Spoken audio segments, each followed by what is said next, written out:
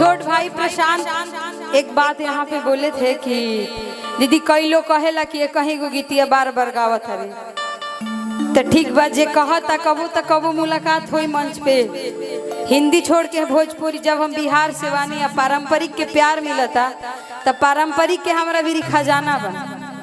कबो सामना सामनी हो खबे करी तू गावा हमू गायकी के करा पकातना भारी पड़ी वक्त बताई हमारा पारंपरिक के गावे के बाकी कतनो हमारा के घुमा फिरा के कंट्रोवर्सी में लाई तक हेमा पांडे अपन खोरिया बहार कौन पापा आ बबुआ डीएम हुए उहे गई है कहीं कि उदार हो जे लाइन में बहुत समझ जात हुई।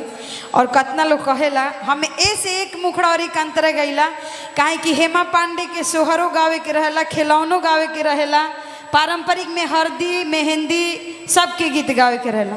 अब एगो हम खाली एगो गावे लगी कि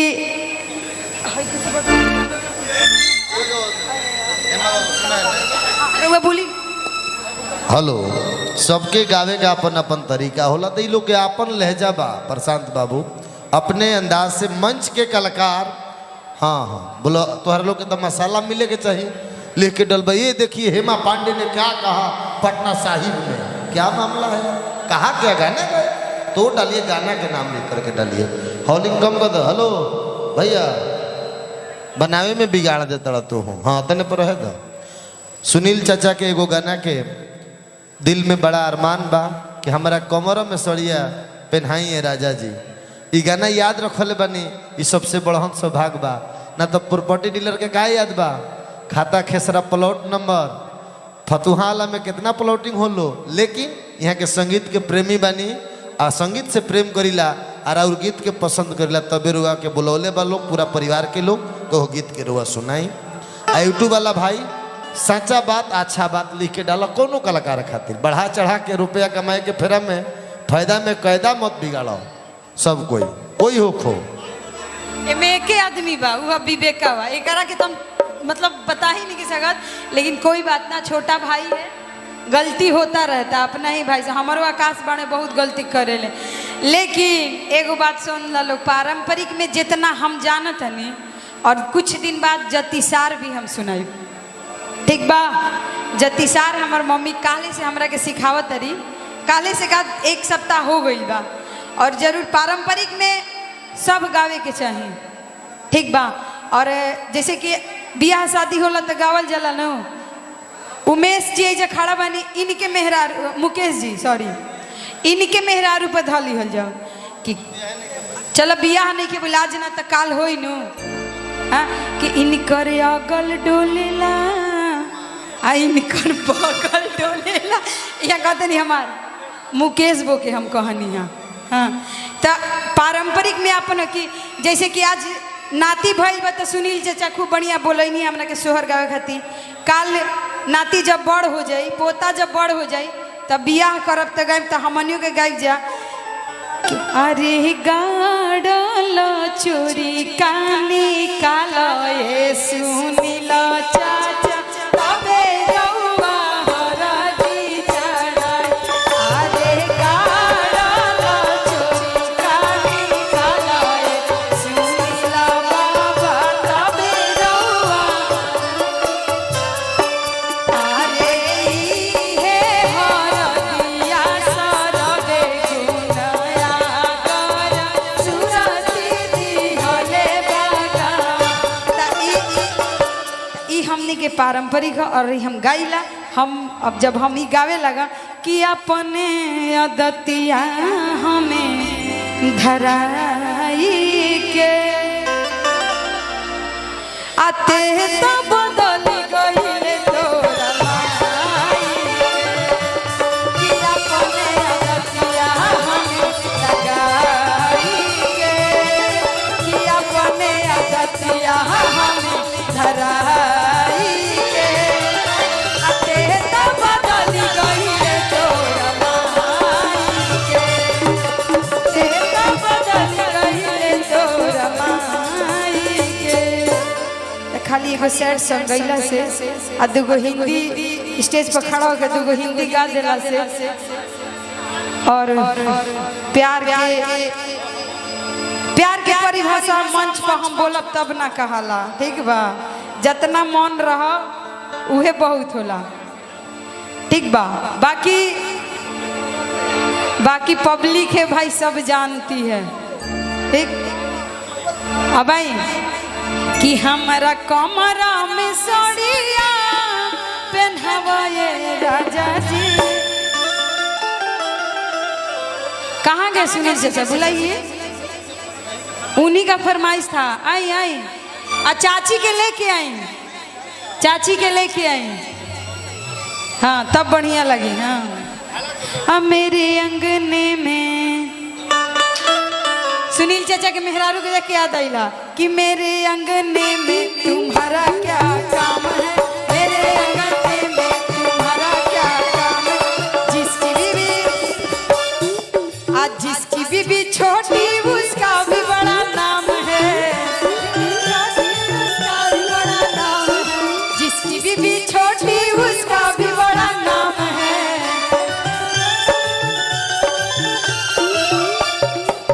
देखिए लोग कहेला नु, जब नया पतो खोजे जाला लोग तो लोग कहेला कि लड़किया के हाइट छोट बा।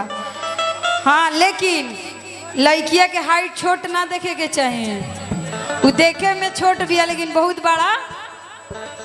अब बता नहीं सकते वैसे, अब बहुत भाग्यशाली होती हैं जो छोटी लड़कियां होती हैं, वो बहुत भाग्यशाली होती है। जैसे कि हम हैं भाई भाग्यशाली। बन गया गोद में उठा लो, गोद में उठा लो, बच्चे का क्या काम है।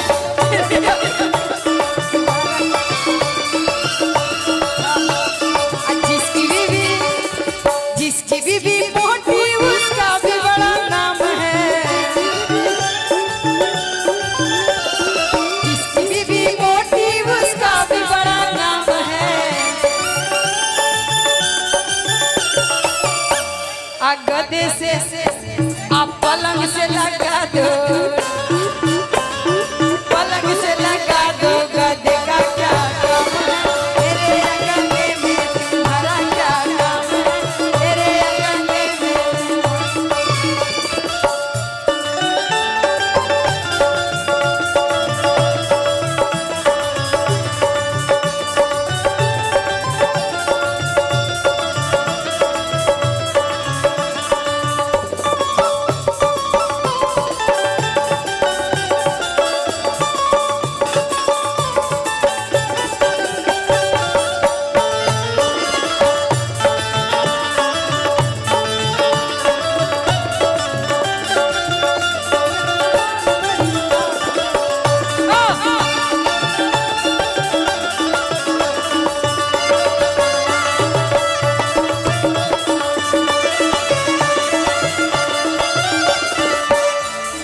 जिसकी बीबी गोरी उसका भी बड़ा नाम है, उसका भी बड़ा नाम है।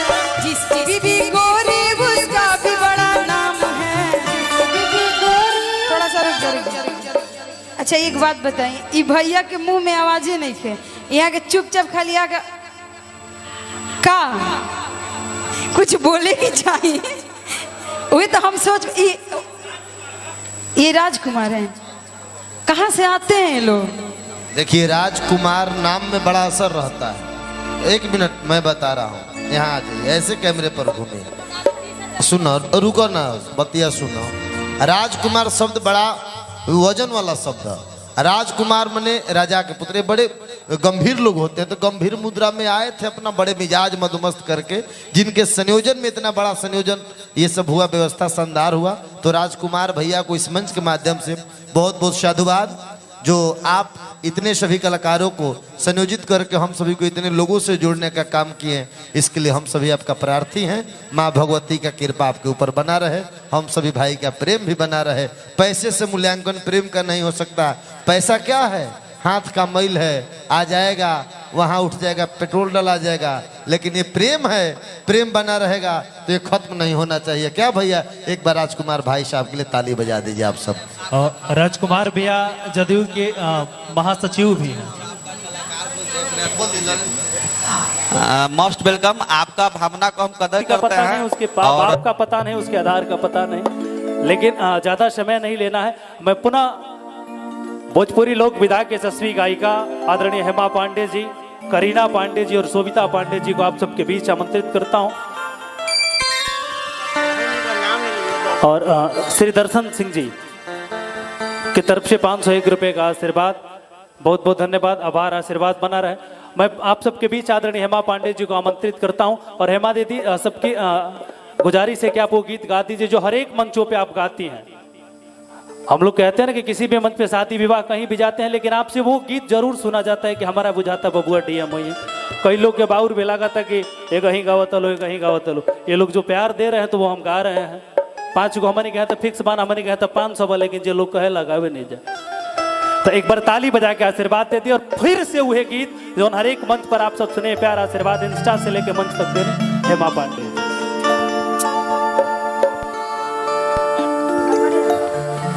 Hello hello hello hello hello hello, चलिए छोट भाई प्रशांत एक बात यहाँ पे बोले थे कि दीदी कई लोग कहेला कि ये कहीं को गीतिया बार बार गावत हवे, तो ठीक बात जे कहता कबो मुलाकात हुई मंच पे। हिंदी छोड़ के भोजपुरी, जब हम बिहार से वानी या पारंपरिक के प्यार मिलता तब पारंपरिक के हमारा भी खजाना बा। कबो तो कबो सामना सामनी हो खबे करी, तू गावा हमू गाय के करा पर कतना भारी पड़ी, वक्त बताई। हमारा पारंपरिक के गावे के बा, केहू कतनो हमरा के घुमा फिरा के कंट्रोवर्सी में लाई तक हेमा पांडे अपन खोरिया बहारा एक कौन पापा आ बबुआ डीएम हुए उहे गई है, काहे कि उहे से पहचान मिलल बा। और बाकी देखल जाई अभी ओकरा बाद आई एगो बबुआ हमार डीएम हुई है, तो हम जरूर सुनाई रहुआ सबके। और वह सब सुनते ही हो खब जाए यूट्यूब पर भी हम गाइला।